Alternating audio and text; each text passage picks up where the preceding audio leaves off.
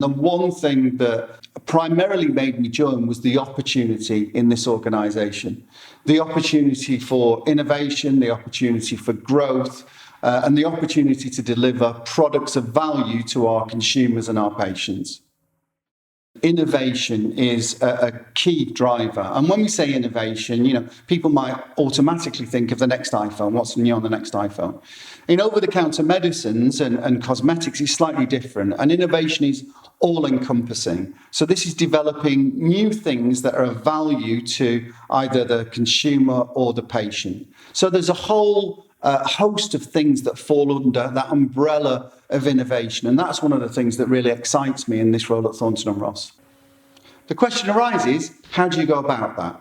And some of this is relatively simple. So we go out into consumers and patients and see what their needs and wants are. With that, we can then translate that into what we call a product brief. That can then be developed again. So we take that idea, translate it, design a product, develop it, and then launch it. And there are a couple of things that we need to get right. So, the organisation that does that needs to be efficient and effective. However, probably the most important thing about the organisation is that buzz, that life, that spark.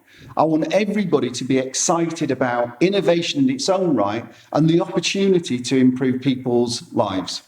We're not under the impression that we have all the ideas. When we're looking at product ideas, ways of doing things, there will be some good ideas in the organisation, but if we were to just focus on that, we'd be missing out on the rest of the world, basically. So what we're eager to do is to work with third parties, with inventors, with companies that have products that we think are of interest.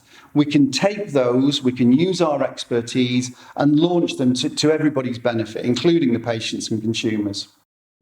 In Stada, we are extremely fortunate to have some amazing brands, whether they be in Germany or Russia or the UK or the rest of Europe.